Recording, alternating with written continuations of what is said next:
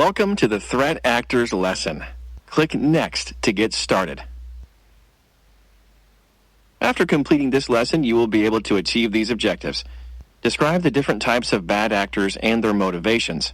Describe the different categories of hackers.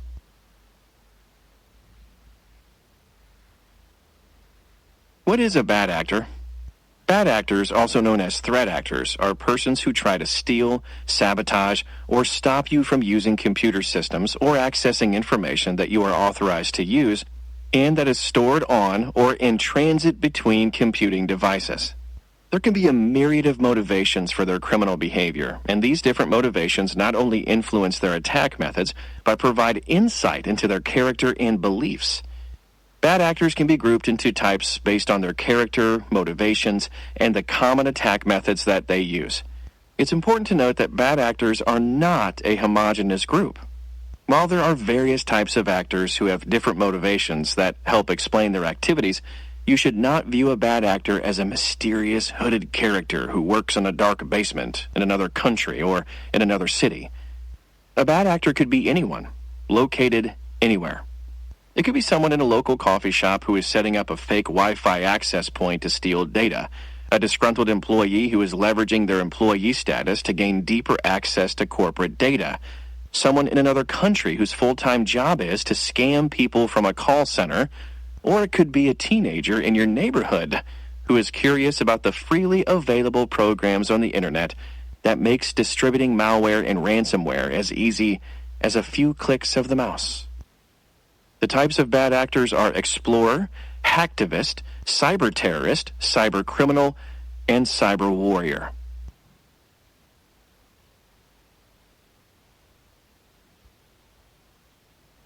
The explorer is perhaps the least nefarious of all the bad actor types.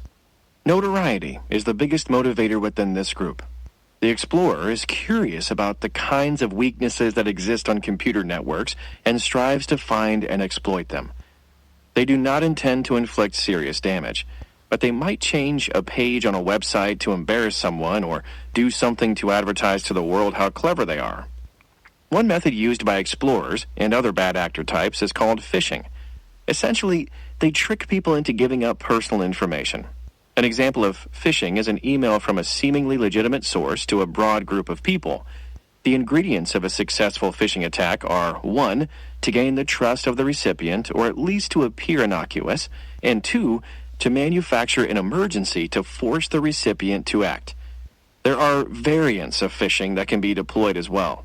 Spear phishing also uses email, but the email is directed at a specific person or group. The explorer also might choose to call or text you, better known as smishing and vishing. While not using email, the same ingredients are required for the scheme to be successful. Phishing and its variants, however, are not exclusive to the explorer, and other bad actor types might use them for their own purposes. Click the icons and buttons for more information.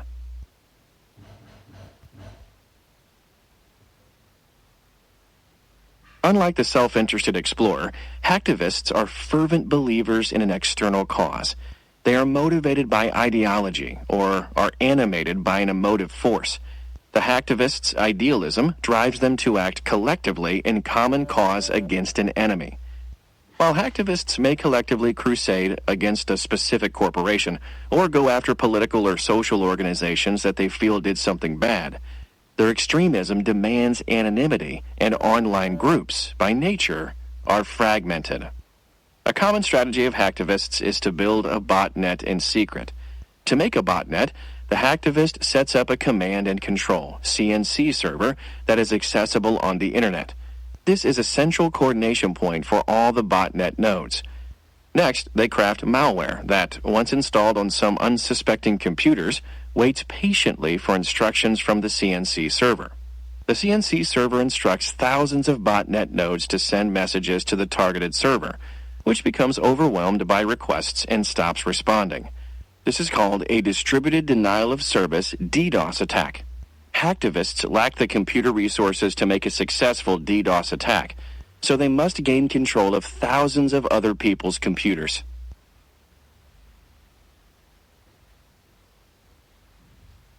The cyber terrorist has more in common with the hacktivist than the explorer.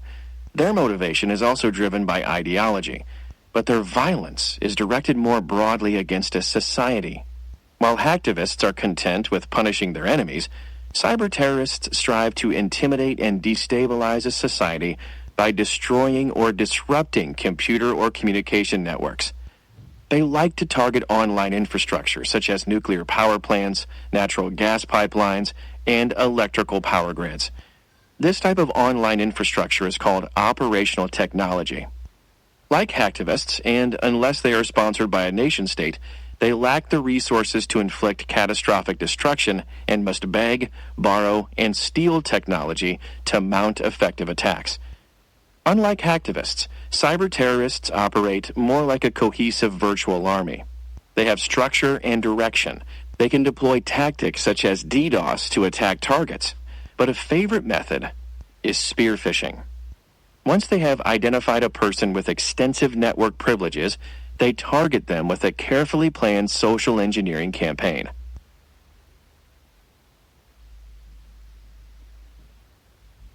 The motivation of a cyber criminal is more self-centered. They want money, plain and simple.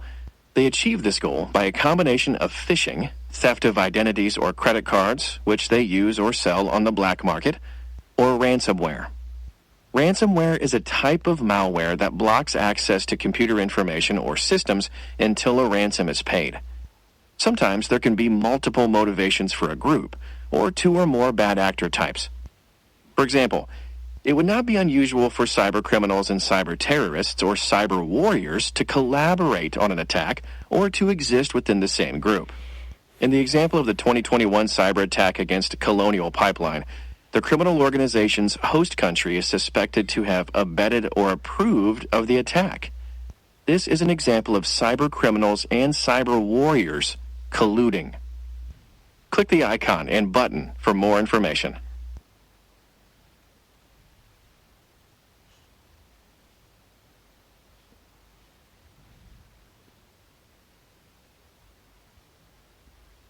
Cyber warriors are the least self-interested, but are nonetheless the most dangerous because they have the resources of a nation-state at their disposal. Cyber warriors are motivated by the national interests of their home country. Whether cyber warriors are good, bad, or neutral depends on which nation-state they fight for.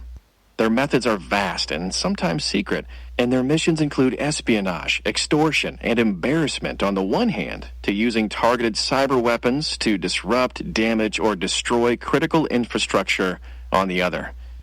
They like to leverage unpatched vulnerabilities in common operating systems and applications. These are known as zero-day exploits, presumably because when the exploit is launched, the vendor has 0 days to fix the problem. Cyber warriors do intensive research on these common operating systems and applications, finding weaknesses, bugs, and other behaviors that they can use to attack the enemy's computer systems. The weaknesses must remain a secret until they can be used because once they are known, the vendor will issue a patch immediately. Just as there are different types of bad actors, there are different categories of hackers, each identified by a symbolic color. The main categories are white hat, black hat, gray hat, and blue hat. A white hat is an ethical hacker who, with proper authorization, probes the network to identify vulnerabilities. In contrast, a black hat is a hacker who attacks a network for profit or to cause harm.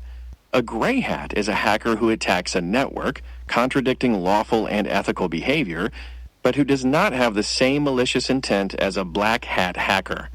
This category most closely aligns with the explorer bad actor.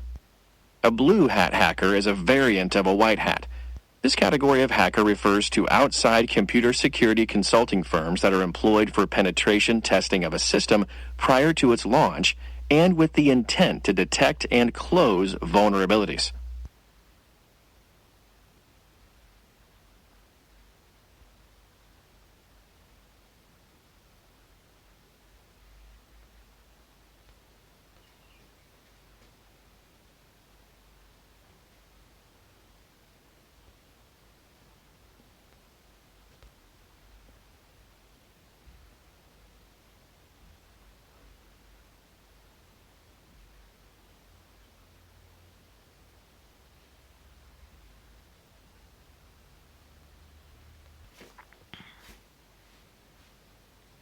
You have completed the lesson. You are able to describe the different types of bad actors and their motivations, describe the different categories of hackers.